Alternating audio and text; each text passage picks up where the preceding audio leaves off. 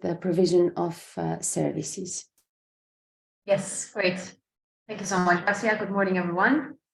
So following the presentation of the 7P framework, we start with provision of services, as Basia mentioned. So provision of services refers to the services offered to support victims and their families, but also offenders, perpetrators, and bystanders of gender-based violence, but also other institutional community members who are affected by it. So this P also refers to the professionals who provide the services, for example, those involved in counseling victim survivors, and to those who provide existing tools such as guidelines or learning materials that we mentioned in our previous webinars.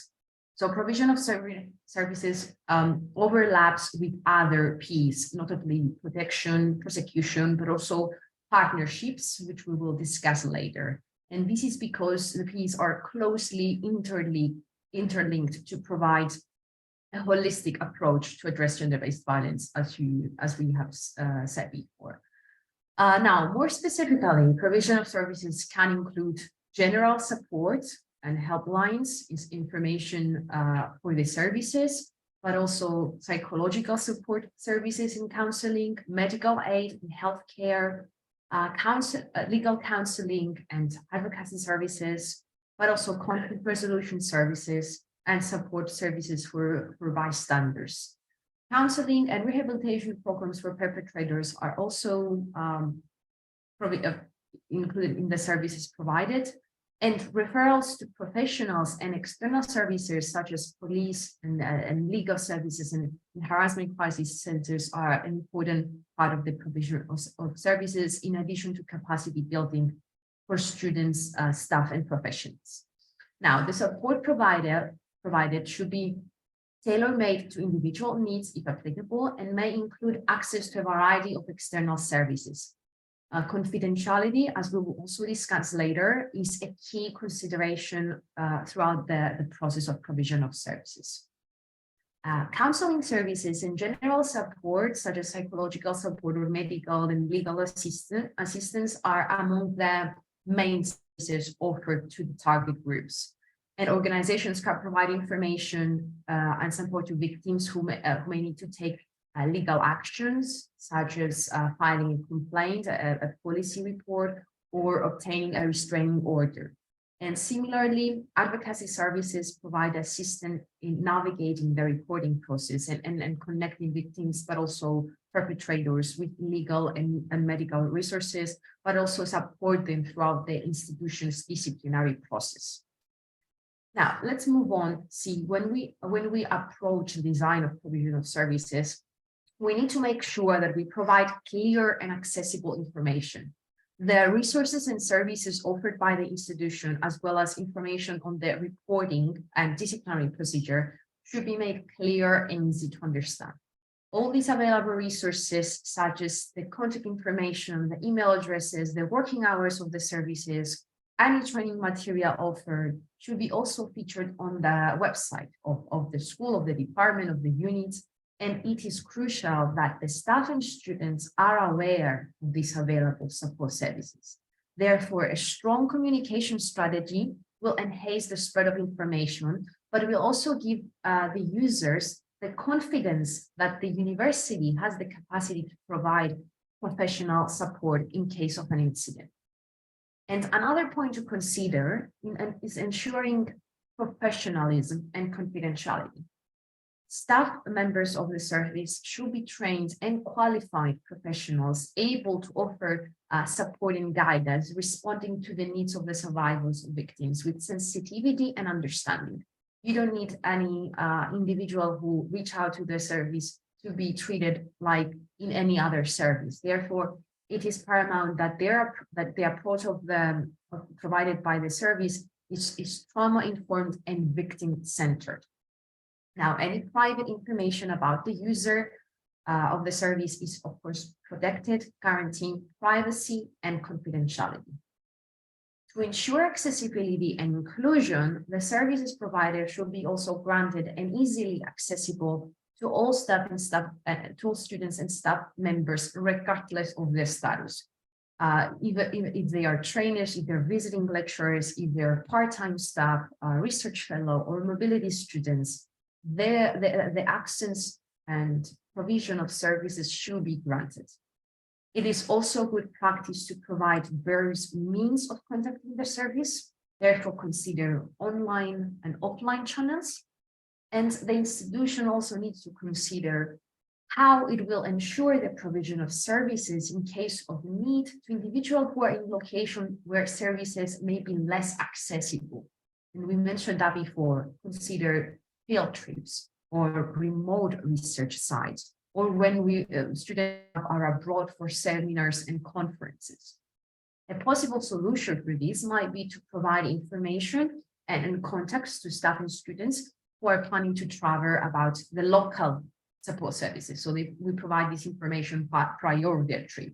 And this can include contact information to local emergency services or medical facilities and other support organizations. Now, remote support services may also include crisis hotlines, emails, or even video conferencing to individuals who find themselves in situations where they require immediate assistance. Now, in order to foster collaboration, provision of services is directly linked to partnerships, which we'll also discuss later, and may rely on these external services and collaborations. For example, services provided by non-governmental and civil society organizations. Now, collaborations with local law enforcement agencies and healthcare providers and community organizations help to ensure that victims, their families, but also bystanders and offenders and perpetrators have access to this range of resources and supports services they need. And moving on to some tips and hints for provision of services. For the effective provision of services and immediate support, a centralized unit within the institution is responsible for overseeing the services offered. And it is advisable that such unit can be served as a hub or a dispatching unit.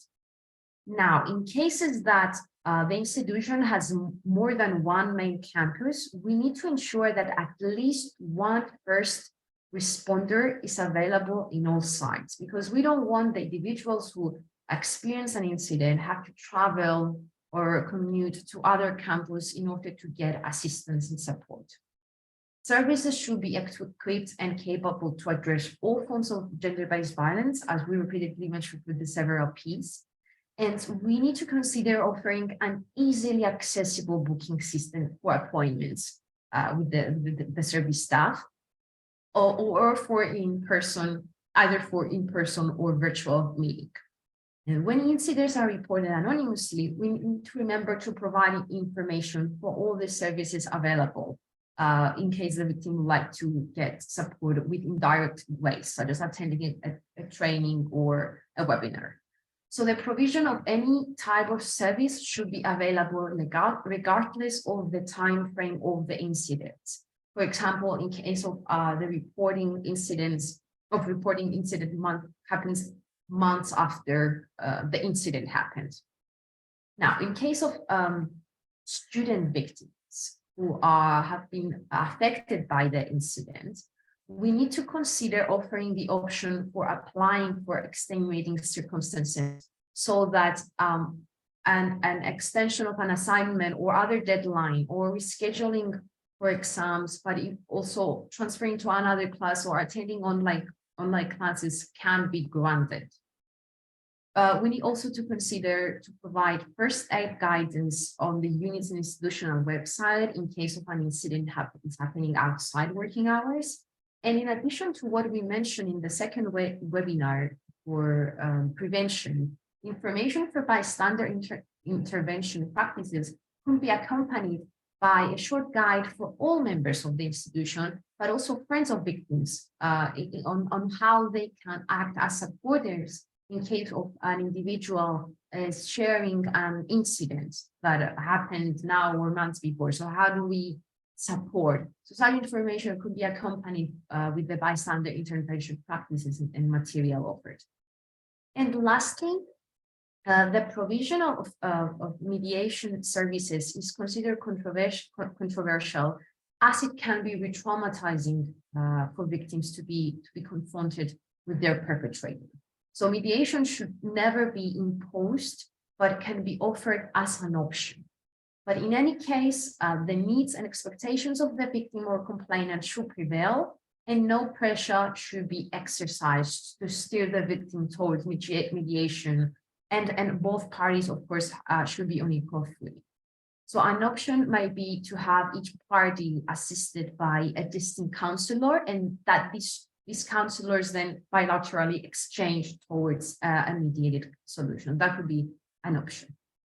And moving to the last part of provision of services, how do we ensure intersectionality? How can provision of services be sensitive to intersectionality? By putting in place a diverse support team, for example, a person of color or member of the LGBTQIA+ community may feel more at ease when speaking to someone they can relate to, the individuals report feel that they can relate to.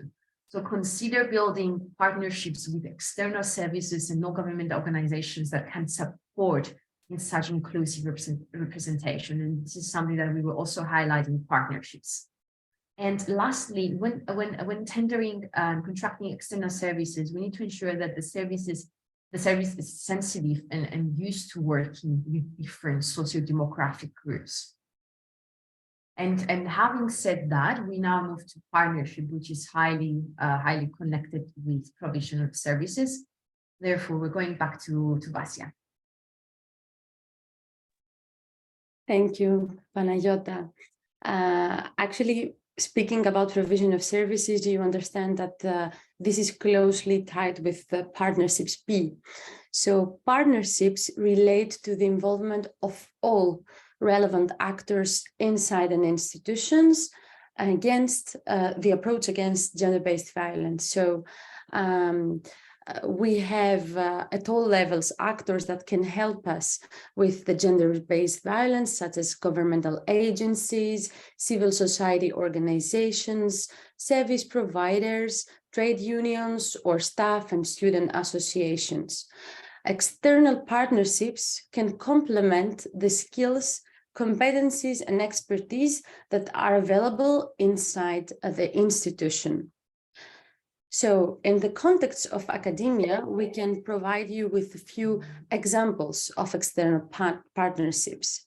So partnerships with governmental and local agencies, including legal, police, and criminal justice organizations, could assist you in the provision of counseling and legal assistance as mentioned. Partnerships with civil society organizations, the local government, and NGOs, for example, can help you with the design of policies and the implementation of specific measures. These partnerships could help you in organizing joint initiatives, events, awareness-raising campaigns, training programs on gender-based violence, and any other thing that you can think of. You can even be creative with those type of partnerships.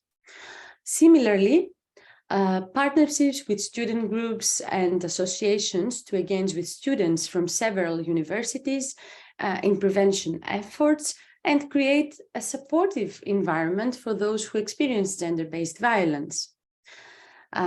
Also, you can collaborate with the private sector for the provision of specific expertise that is missing inside your institution, such as training for the creation of specific tools and resources.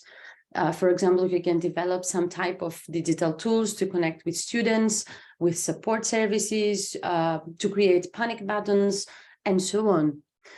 Also, you can partner with other universities, which means that you can do that for mutual learning and for exchange of good practices and resources. So now, if we understand what the partnerships P refers to. If we want to approach partnership, how do we do that? As a first step, we will advise you to map the different actors. So we will ask someone to identify all the potential internal and external partners, groups, or organizations that work with gender-based violence, and of course the support services. You may start by reaching out to any established links and connections that you may already have inside the institution or that you personally have or your group has, before you're expanding to a larger network. And you can introduce the scope of your university activities to address gender-based violence and explain the mutual interest in partnering and ask about their work and their services. Then, as a second step, you can develop a partnership agreement with joint actions and activities. After establishing the contact, work with your partners to develop a clear and comprehensive plans that outlines the goals, the roles, and also the responsibilities of each partner. What we have found as useful is that a memorandum of understanding or similar agreement could also detail the resources and support that you will provide to each other and defines the collaboration. Always remember that evaluation is key and that you can evaluate the effectiveness of the collaboration after the implementation of the first set of action and activities. So you can assess the impact on the university's community, and you can then tailor any activities and refine the partnerships that you may already have or expand. Lastly, on approaching partnerships, you may seek to expand the partnerships to include more organizations, more groups that can contribute to your goals and efforts.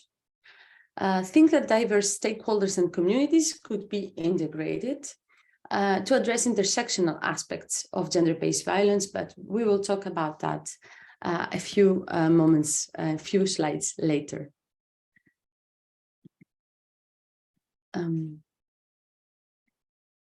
Okay. Now, some tips and hints on approaching partnerships. We have found out that participation in EU and international projects such as UniSAFE or international events and activities is very beneficial for universities. You may start by looking for European projects and funding at the funding office of your university, if that exists, if you have an EU project office, for example, to identify if there are any potential groups or partners for collaboration already. Then you can leverage any funding opportunities to support the partnerships. So this can include grants, research funding, corporate sponsorships, and also individual donations.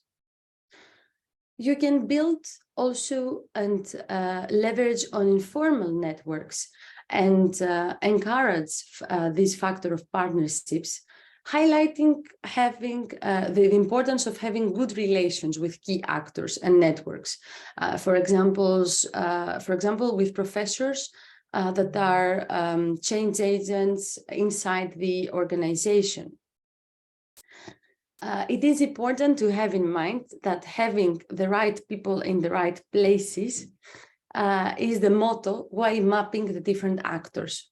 So it is important to assess also the willingness and competence of key people to see what there is inside your institution, because these people can be helpful in the successful design and implementation of activities.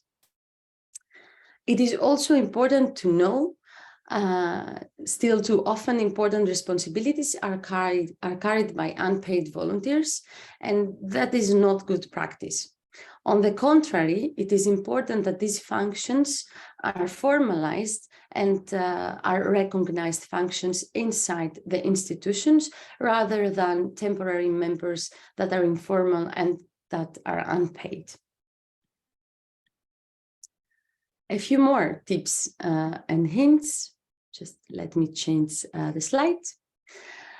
The participation in funding schemes and awards, for example, we have identified the HRS4R, has proven to create a favorable environment for more partnerships.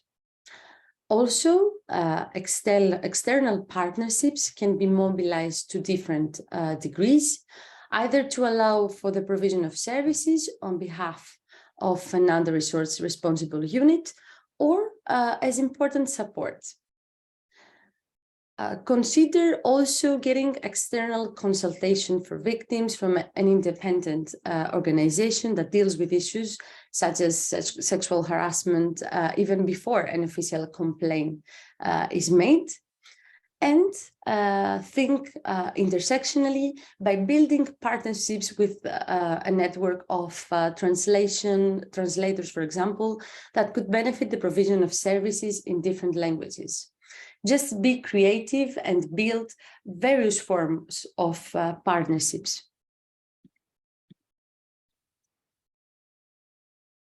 And thinking intersectionally about partnerships, recruiting, for example, facilitators and advisors from external organizations with a specialization on intersectionality or with intersectional characteristics, for example, from different minority groups, age groups, and so on. You can create more favorable conditions for change, and you can create an environment that is safe for reporting and seeking support. As previously mentioned, potential partnerships could be with partner organizations and associations that deal with forms of violence that are specifically related to intersecting discriminations. Therefore, collaborations with organizations that work with specific groups, for example, the LGBTQI+, minority groups, refugees, and so on, can provide services and support for survivors from different communities. These organizations can provide insights into the unique challenges and experience that survivors from different backgrounds are facing, and can help your institution to develop programs and services that are more inclusive and more relevant to all. And saying that, we will move on the last P of the 7P framework, which is policies, and Pan will explain more about that. Thank you, Vasya. So again, yes, moving to the last P, policies, which cover first policy frameworks, which refer to a coherent set of measures, the clear vision and comprehensive strategy that respond to the incidents of gender-based violence in an, let's say, integral and structured way. But also policies covers policy documents, which formalize explicitly and specifically the organization's commitment to addressing gender-based violence.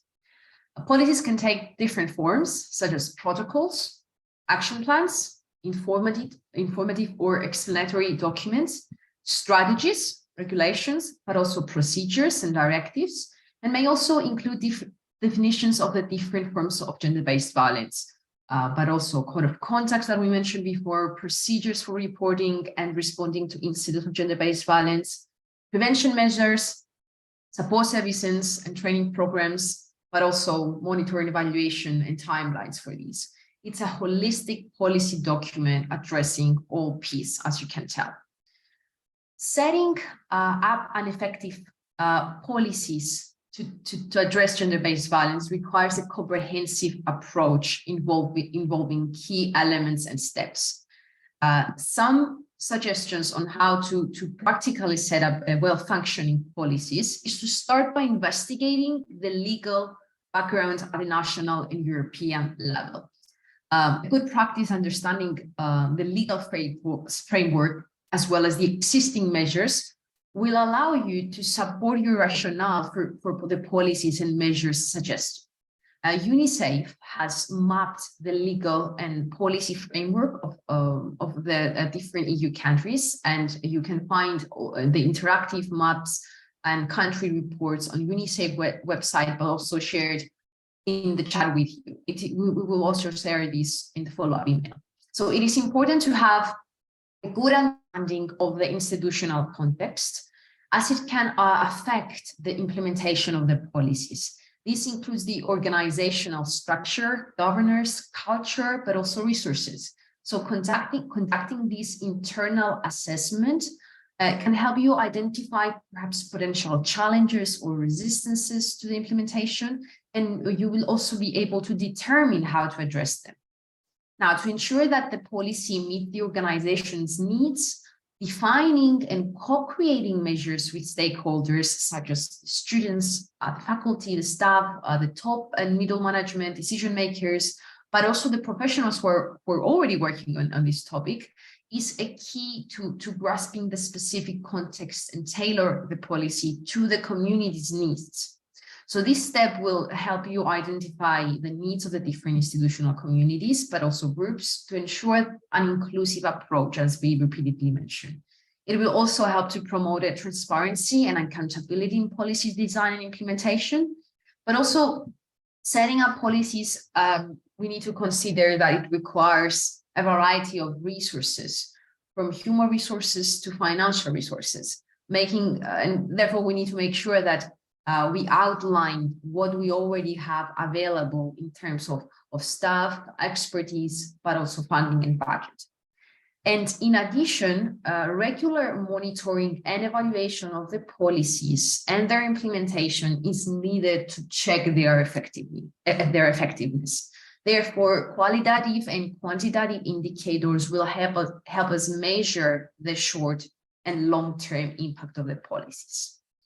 Lastly, the top management leadership must endorse, but also commit to policies on addressing gender-based violence. Therefore, we need to make sure we get their support and approval. The policies must align with any regional, national, but also European legal framework. And effective policies are supported by, of course, the faculty and staff, the students, researchers in general, any other community members of the organization. So we need to make sure that these are also communicated with them other than the top management leadership. Now, UniSAFE developed a step-by-step guide for setting up such comprehensive policy framework addressing gender-based violence. So this guidance is particularly helpful for those who are at the beginning stages of creating and implementing a policy framework. It offers a great and excellent starting point with clear and easy to understand instructions and practical tips to help you design, implement, but also monitor and evaluate your plan. This action plan is not meant to be a standalone document, but rather it serves as a working tool. The aim is to integrate measures related to gender-based violence into the broader policies and practices of the organization to ensure a comprehensive and consistent approach. So this guide is also now shared at the chat with you, but we'll also share it with you later in the follow-up email. Now, some tips and hints on policies. We need to consider addressing all forms of gender-based violence policies, and we need to make sure that we have clearly established the institutional values, including what we consider as progressions, as not inappropriate behaviors, and we need to define clearly what gender-based violence is. Therefore, developing policies that incorporate these values and consider the current challenges, we also need to focus on proactive measures that rather than reactiveness to gender-based violence. So drafting the policy with a clear language and specific details and that reflect the scope and purpose is highly recommended. We also need to ensure institutional policies are known by all members of the organization. Therefore, we need to plan and implement a clear communication strategy to give visibility to the institutional policies, as this will support the effectiveness implementation. So therefore, we need to consider at which stage we promote this. For example, we could be for the incoming students and staff. So different strategies and clear communication strategies for the different groups of the community. And it's paramount to say again that we need to consider all pieces for a holistic approach. Lastly, intersectionality aspects are scarcely considered in policies on gender-based violence. What can we suggest in addition to to the previous piece, which are all coming up together in policies. Inclusion, co-creation practices for the design of the policy are highly recommended. So we bring together the various groups that we mentioned repeatedly before. And we also need to consider having clear statements in the institution's policies for intersectionality, which this will create a favorable environment for intersectionality to be addressed also in the implementation of the measures. So guidance notes accompanying the policies will include case studies to show how intersectionality can be relevant. So concluding with policies, as you can tell, policies have been collecting what we have been saying for the last 6 Ps. It brings them all together. And having said that, we now conclude with the presentation of the 7P framework. And we have our last inspiring practice and exchange today, which focuses on provision of services. So I will give the floor back to Vasia to present our guest speaker for today.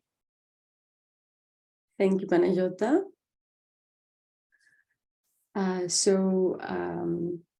This wraps up all the P's now.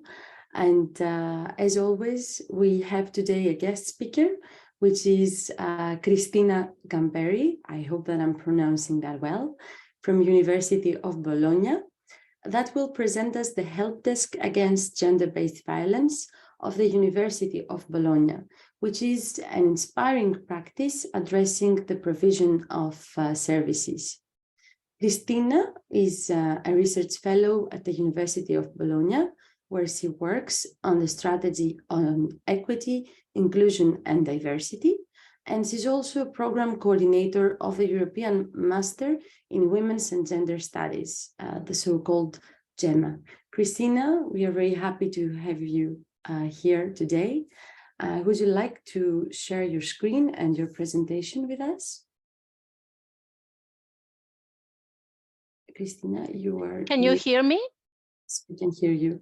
Okay, thank you very much. I'm very, very happy to be here with you. And I was following your presentation, and I took many notes because I found that really interesting and inspiring. That we have been creating a few months ago. Let me share some data regarding our university, just to give you a rough idea about our size and our numbers. We have almost 90,000 students, 80,000 are Italian, and 7,000 students are coming from abroad. And the 56% of these students, undergraduate and graduate, is female students. We have something like 6,000 employees, about half of whom are administrative staff, and the other half are teaching staff. And here you can see the statistics about the percentage between women and men. I'm not going into detail, but just to give you an idea about our university, we have 31 departments, and we have multi-campus structures, which means that apart from the main campus in the city, which is located in the city of Bologna, we have 4 more campuses in the Romagna region that are nevertheless part of our university. Is therefore a complex academic institution. I don't know if you can see the last key figure that are being created in the last few years in order to improve action and policies regarding equity and for the prevention of gender-based violence. We have the delegate for equity, inclusion and diversity, and I'm working in strict relation with her. We have the Guarantee Committee for Equal Opportunity, the CUG. We have the confidential counselor, and we have also a network of in each department of professors who are representative of the equal opportunity and diversity and equity. So we have also a sort of strategic network who can help us to promote in each department what we are doing at the central level. These are some of the institutional policy and legal framework instrument that we have been using in the last few years. We have the strategic plan, the GEP, the Gender Equality Plan, and the Gender Equality Annual Report, and also the Code of Conduct for preventing and tackling moral and sexual harassment. I'm not going into detail about this document. You are probably already familiar with some of them because, for example, the Gender Equality Plan is part of the academic institutional policy since the advent of the Horizon scheme. But just to let you know that we are moving within a sort of ecosystem of policy and legal instrument that are helping us to promote concrete action. Our help desk has been open after the feminicide of one Unibos student, Emma Pezzemo. Was an international student who was studying social sciences, and she was killed in May 2021 by her partner. The year after, the university has organized a series of events spanning over 2 days in the 2nd and the 3rd of May last year to commemorate Emma Pezzemo, and also, of course, to raise awareness on gender-based violence. And we organize a series of public events and a huge meeting with more than 400 students from high school and middle school in order to talk about not only her story, but also to talk about from different perspectives, to talk about gender-based violence. The opening of the actual help desk was on the 12th of October last year online, and then the following week the help desk was also opened in presence. In order to launch and to promote the opening of the help desk, we organize an event by inviting a series of experts from our university, of course, but also from the local community. And for example, we invite the personnel who was, of course, operating in the help desk from the Women's Center in Bologna. We also invite a journalist from Giulia, who is a national network of women's journalists who are trying to working towards equality in media and journalism. We also invite a procurator, so a person who is in charge of doing the investigation for criminal cases.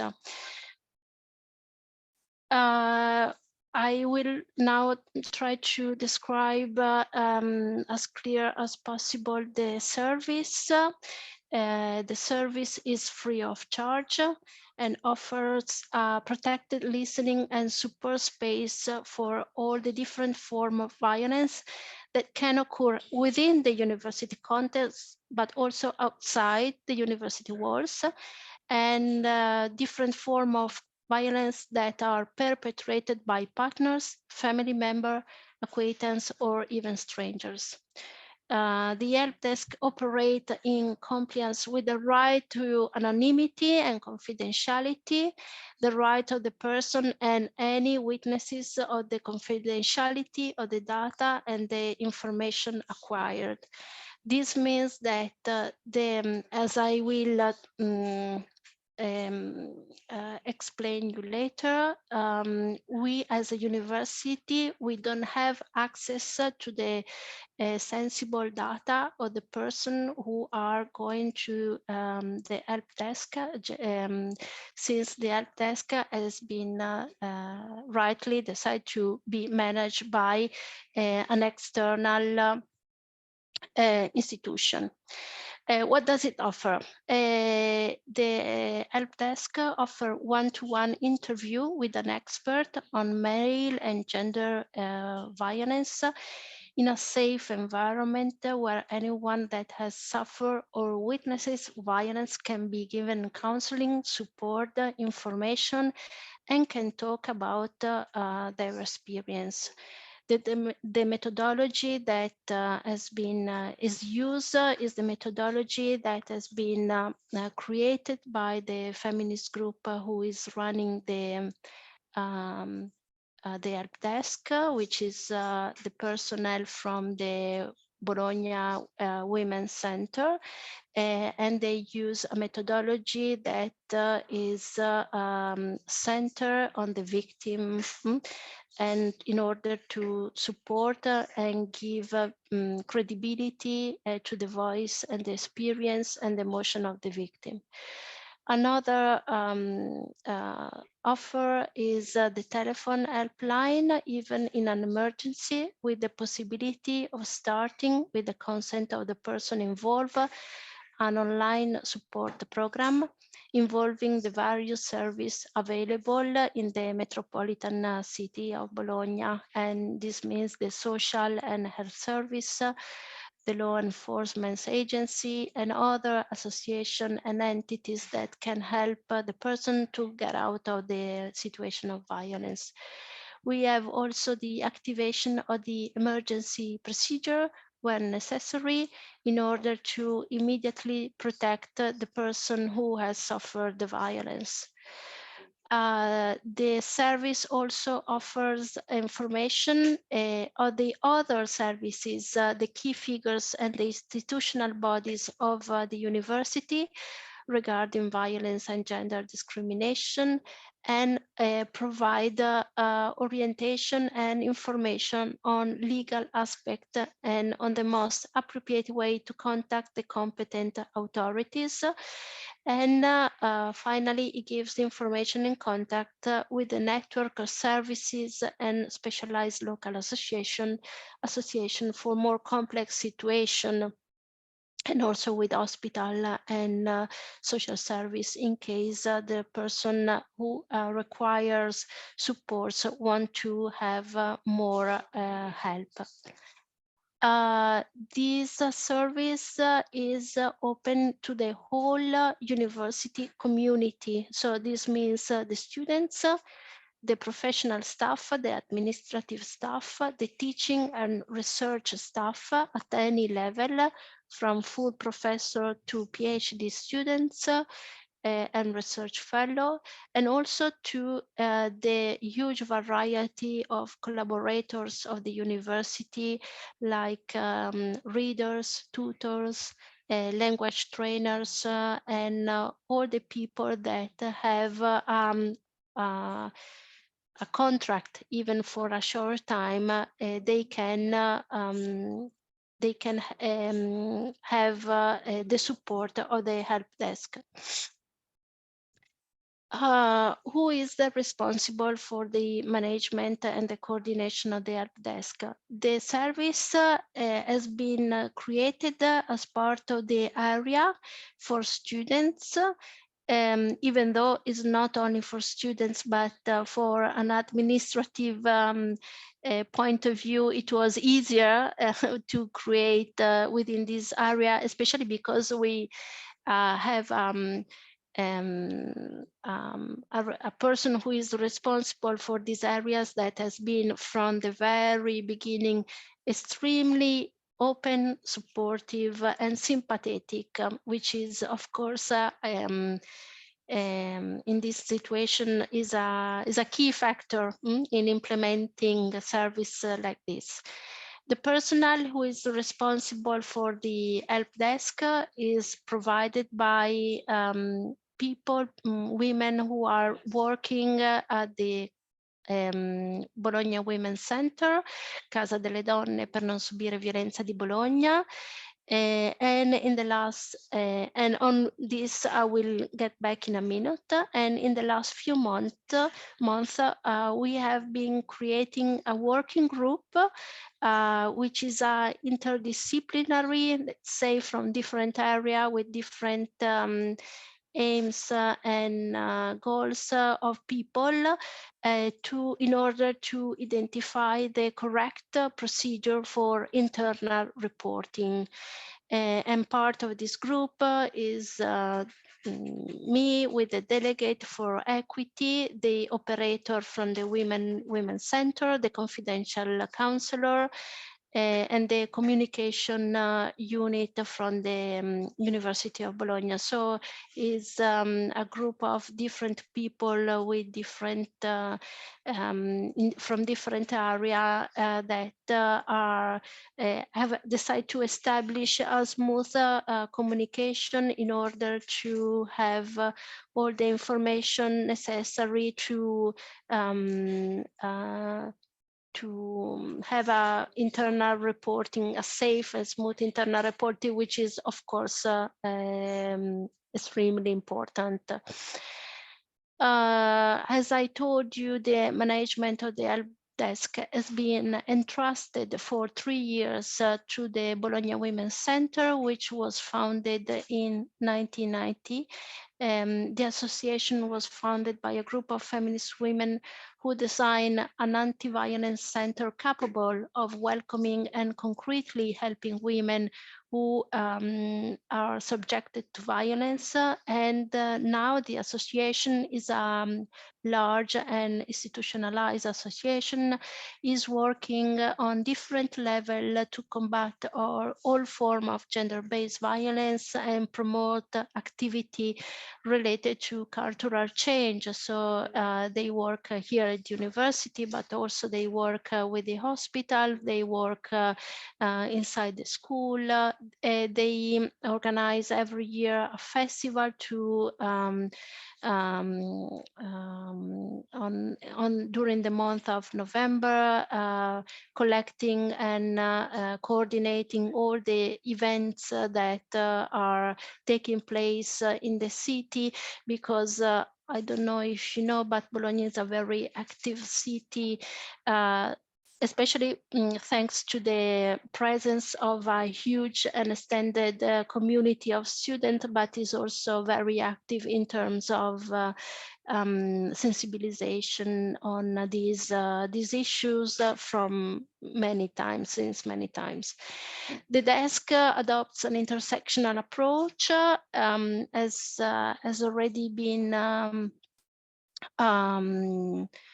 mentioned in the earlier presentation. We thought that it was very important to be able to take into account all the different possible form of discrimination against women and also against the different minority groups in terms of gender identity and sexual orientation. So the service is open to be able to tackle different form of discrimination. These are our contacts. As you can see, we have one day on Wednesday when the office is open in presence. We have an email account, a dedicated email account in order to get in touch with the service. We add a telephone that can be reachable through a phone call or WhatsApp. And the help desk is also available remotely. So this means that you can have a Teams interview if you need, to ensure that the service is provided from a multi-campus perspective, and also the service is available in English. We decide to adopt a strong communication strategy, which is we decide from the very beginning, and our communication strategy is still going on, as I will try to show you. Of course, we have a website, a dedicated website with all the necessary information, with the description, the detailed description of the service, and all the contacts and the office hours and the email contacts through which the service can be reachable by everyone.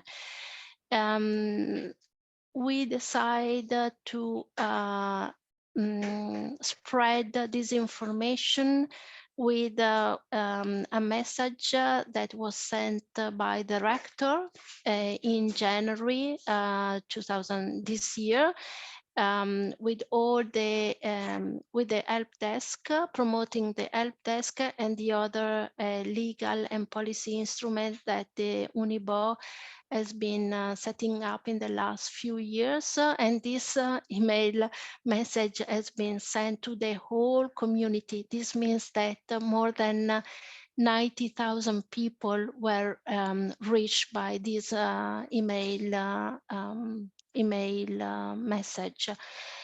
We also create a video promotion with information regarding this help desk, and the video has been also circulated on our Unibo Instagram as a reel, and also we are periodically promoting the help desk every month in order to ensure that especially the student community is aware of the presence of this service.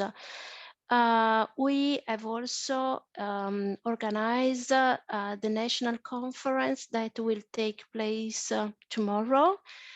This is why I'm very busy. I have been very busy in the last few weeks and not able to send the presentation in advance, because I finished the presentation just this morning, because we have been organizing the first national conference with all the university help desk against gender-based violence that are operating in Italy. We have been mapping 11 help desks all over the country, both from the south, from the center, and from the north. So it is interesting to note that also the university from the south of Italy are active on this issue. This is one of the channels through which we promote the event. We decide, of course, to promote the event again on the first days of May in order to continue to commemorate our student Emma Pezzemo. And this is the screenshot from our web page, homepage of the University of Bologna. And we decide to use her photo and in order to raise awareness of the complexity of the gender-based violence. And we decided to use to adopt an interdisciplinary approach, because we apart from the 11 help desks that are operating in the academic context in Italy, we also invited association and a group of experts that are working at national level. For example, we have the National Network of Women's Center. His title is Dire, and we have invited the Vice President, Elena Biagioni. We have also invited a local association which is working with male perpetrators, and the name of the association is Senza Violenza. And we also invite one professor from Oxford Brookes, which is part of the UniSAFE project, because we, in our region, we want to enlarge our understanding of what's going on, also including the European dimension, and in order to learn also from what other European academic institutions are doing in the last few years. And we also include LGBTQI plus service, which is already working at the local level in Bologna, in order to exchange good practice also with them, because I think at the grassroots level in our city, there are extremely interesting experiment and good practice that can be look as a form of inspiration. In this event that will take place tomorrow, we also want to create a strong partnership with the local institution, and the opening part of the event will be with the municipality, the city council, and the region Emilia-Romagna, in order to reinforce our partnership with the institution. And as one of our objectives, of course, is to conclude the day of tomorrow by with the aim of creating a national network with all the existing help desk in Italy. We hope this will be possible, and we hope that will be the possibility to reinforce each other and to exchange data and to exchange good practices. One thing that on which I want to conclude, I think is really important to raise awareness on gender-based violence as an issue which is related to the existing models of masculinity. So it's very important that we offer support to the women's or girls that are surviving gender-based violence, but it's also crucially important to raise awareness about the gender stereotype regarding male models. And in this way, I think it's really important to set up a policy of prevention and sensibilization, especially targeting a male audience. These are the data that we have been collecting, and this is, I think, my last slide.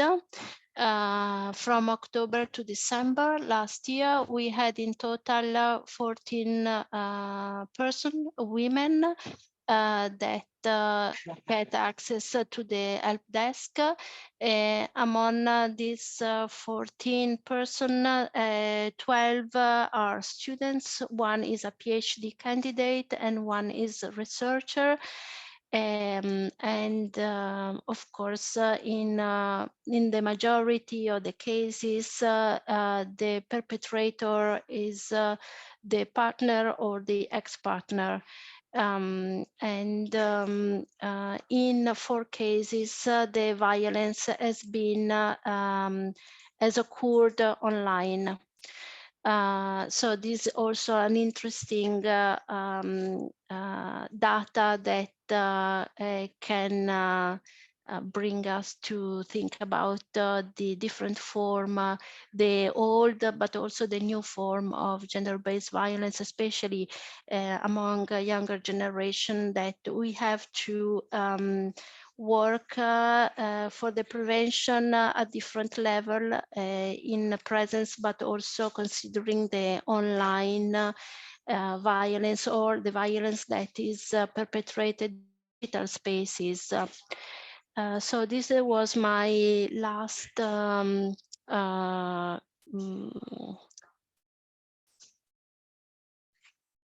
I hope I was in time.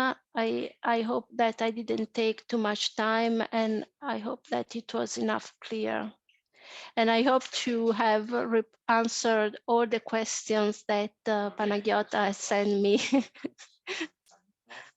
Thank you very much, Cristina. The presentation was very rich indeed, and we got a better understanding of the help desk at the University of Bologna. So now we have seen that we have a few questions in the chat box, and we know that they refer to the 7 Ps. But first, we would like to start with asking Cristina a few questions, if you are happy to answer to them. So starting from a few questions coming from the Yellow Window team, and we invite everyone to type questions in the chat box. Cristina, why an external service is better than an internal from your own perspective? Okay, I think you can have multiple answers about this. First of all, an external association has probably the right expertise to provide this service. And within the university, we have different form of services that provide psychological support. But this is not simply a psychological support. As you know better than me, gender-based violence is a structural phenomenon. Of course, it affects individual, female individual, women individual, but is a cultural, socio-political, economic problem. So you have to adopt an holistic approach, and it's very important that the person, the staff who is working within gender-based violence help desk has the right approach in terms of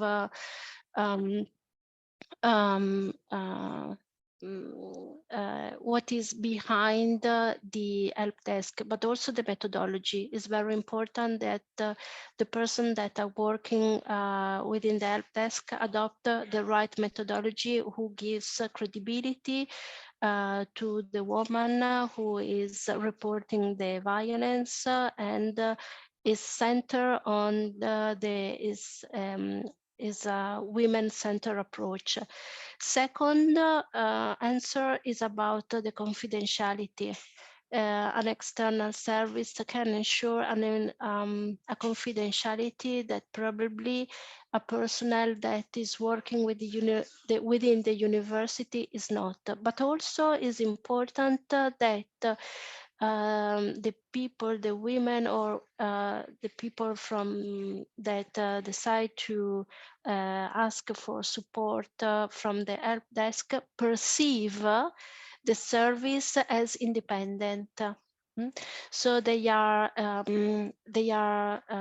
feeling safe within the space and the confidentiality that can be entrusted by an external service. After tomorrow, I can be more clear about the other experience within the Italian context, but as far as I understood, the majority has been created with the support of external NGO or women association. Even maybe it is also due to the Italian context where the women association are strong enough to be able to give this kind of service. I don't know about other countries, so I don't know if it is something only that happens only in Italy or not, but the majority of the help desk that we have been mapping have been created in this hybrid way, as the one that has been done in Bologna. Cristina, thank you for your answer. There is one more question regarding protection and the services that are provided. We would like to ask you more concretely for examples, which possibilities exist. And at the same time, I would like to combine that question with if the services that are provided by the help desk cover student victims suffering from gender-based violence in their private lives, unassociated to the institution. Yes. The cases that have been reported are in all the 90% of the cases are students that reported violence that occurred in their private life, in their intimate relationships. So the violence was done by the partner or ex-partner. Only in one case, the perpetrators were part of the university system, so they were colleagues, and it was reported language violence, so that a group of colleagues use discriminatory or offensive language in their workplace. And in this case, the case has been reported internally with an internal procedure, because of course it affects also the working environment within the university. Thank you, Cristina, for that. So there is one more question, which is related to how do we proceed if the perpetrator is a student. All our current internal legal provisions apply only to university staff members, is what the person is asking. So how do you proceed with that? Well, the first point to be that should be clear is that the help desk can start like a legal or internal procedure only if the person who is reporting the violence wants to do that. So this means that the confidentiality should be broken. in order to legally report a case.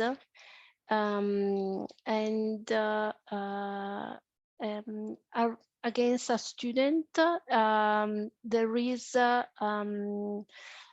it's difficult to legally proceed as a university, while has been done against administrative staff or a teaching staff. But considering that the service is very new, so we don't have a very long case or history of reporting and procedure. So we are, for this reason, we started the help desk in October, and in January we set up the working group. So we are running against the time in order to create internal procedure and to identify the right internal procedure for different cases. Thank you, Cristina. In any case, in what we also suggest in UniSAFE is that the institution can, for example, put in place codes of conduct that apply also to students with related actions and sanctions that are outlined, so that internal disciplinary procedures can be implemented. So this can be part of the code of conduct. I see that the chat box is getting more lively as we speak, and we trigger the discussion. So maybe we can address a few questions that are shortly to be addressed, like how could you speak to whether independent NGOs can trigger the partnerships with higher institutions instead of the other way around? And in this, because this is for partnerships that we presented, we acknowledge, of course, the important role of the NGOs, but we don't promote putting the responsibility on the NGOs in our community. Instead, we believe that the institutions are those that have to take up the responsibility for tackling gender-based violence and for creating a favorable environment for partnerships, all in all. And maybe we can speak also about the question about the anti-discrimination law in Sweden.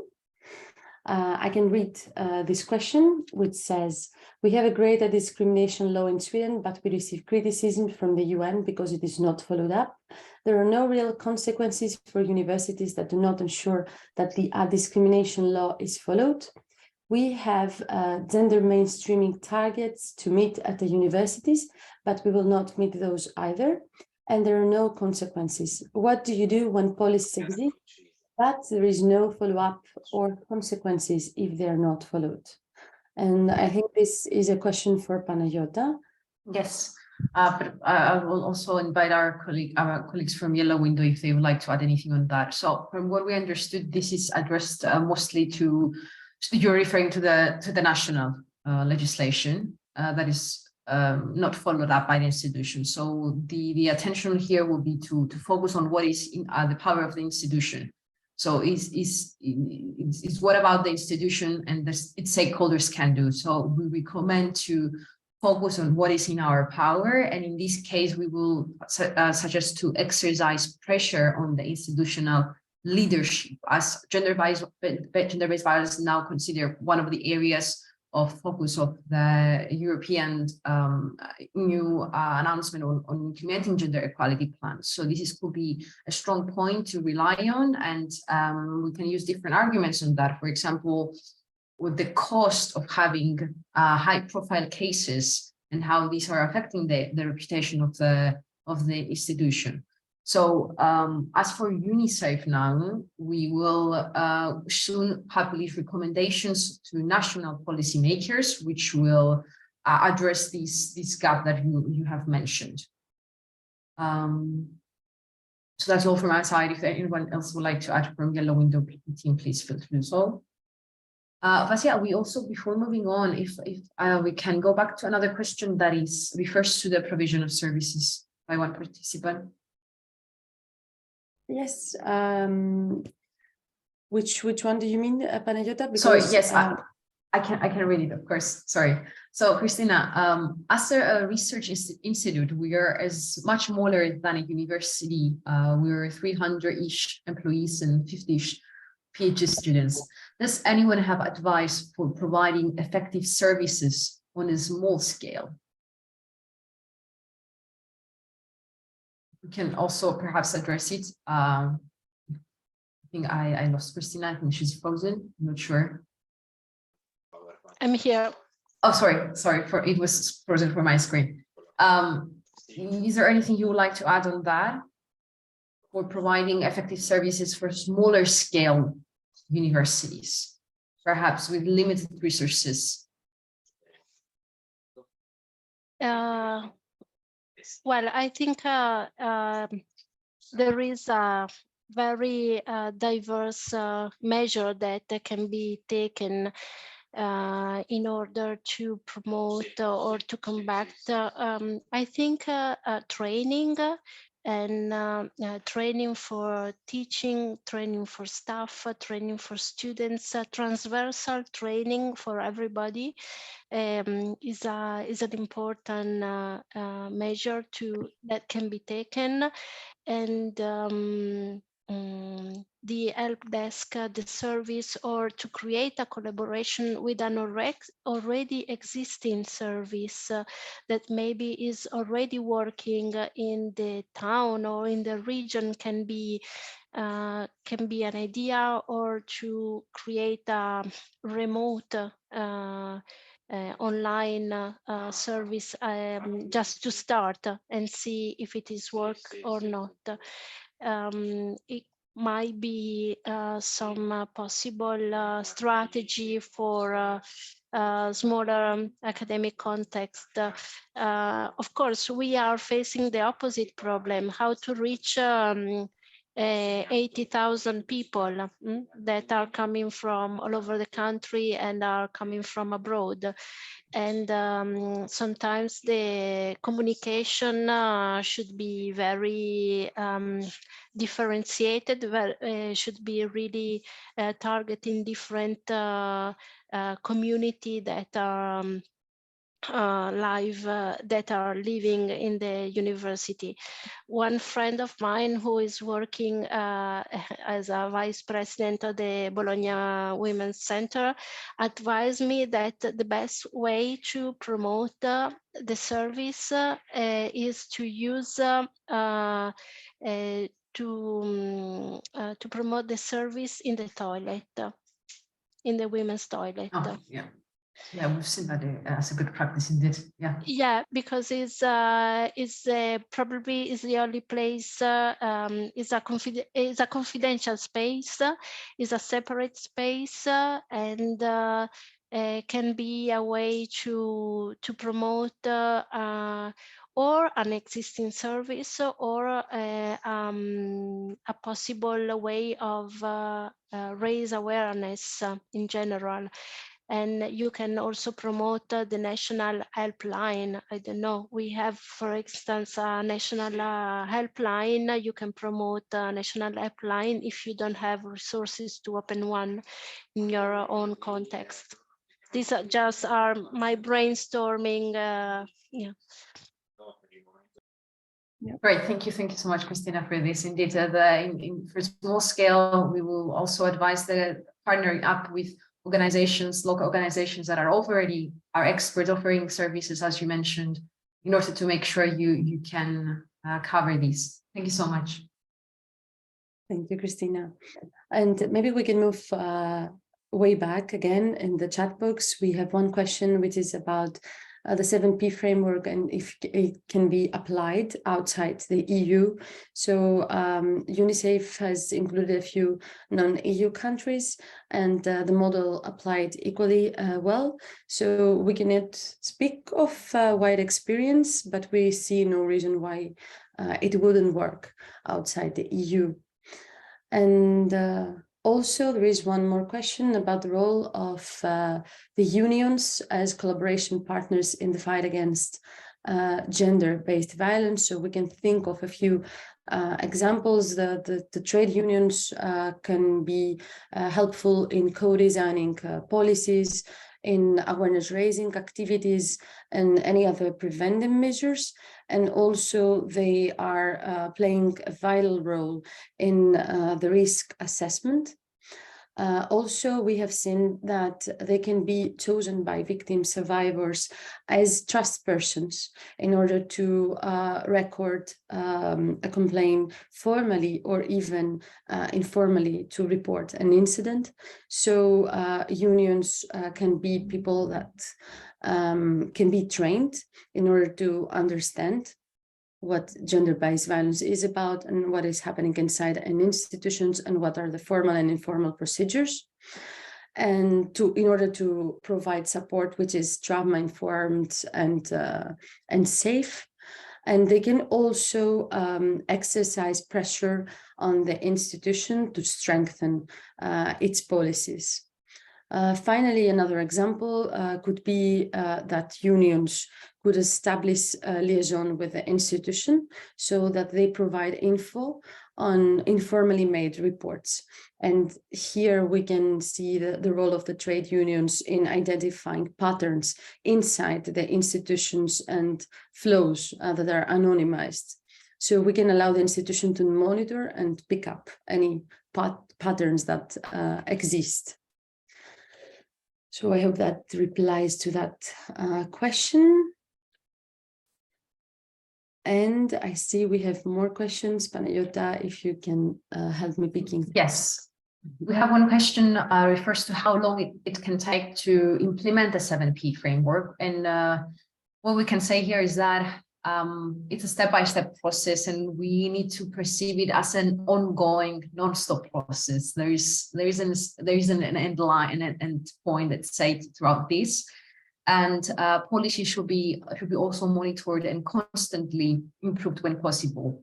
So for starters, we will encourage you to visit the action plan that UniSAFE designed for beginners when starting implementing the 7P framework, a comprehensive policy framework. Therefore, we will also add it again in the follow-up email for that. We have another question, if I may, since I have it here. It refers to the partner up with UniSAFE to campaign against gender-based violence in our universities. For this, we have designed, again, a step-by-step guidance on how you can design and implement an awareness-raising campaign at your institution. For this, we have prepared a guidance with all the steps, but also some good practices that you can duplicate at your institution based on other already established awareness raising other European institutions.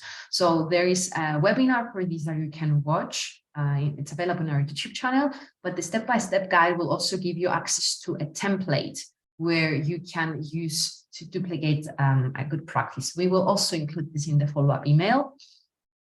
I think that's all we have left, if we haven't missed anything else. We don't really have time for more questions, so we will collect and we'll send any answers and more information about UniSAFE. Yes, of course. So following up the next question that we really appreciate to have you, we would like also to mention that we will also like to encourage you to follow up and keep up with UniSAFE's news, as we have just recently published the white paper that we really appreciate if you can also support in terms of visibility at your institution, but also national level. We will include this later in the follow-up email, and we're also adding now in the chat. And we will also like to tell you that the toolkit of UniSAFE will be published soon in October, and it includes the 7P framework that we presented throughout this series. It includes more details for the various topics that we touched upon, and with additional inspiring practices and further readings. So it will be, I believe, a really useful tool for you to go deeper in different pieces. So at this point, we would like to thank you all for attending this webinar series, and particularly the third and last webinar today. We look forward to seeing you again to our next activities. So we will get in touch with you in the next days, perhaps with all the materials and links that we mentioned throughout the last webinar. So thank you again for being here. Thank you. Please keep in touch. You may subscribe to our newsletter if you want, or be part of the UniSAFE community so you can receive news about our next set of activities. Thank you, Cristina, very much. Also. Thank you to you for having me. Thank you. Thank you very much. Good luck tomorrow. Thank you, Cristina. So have a nice rest of Tuesday.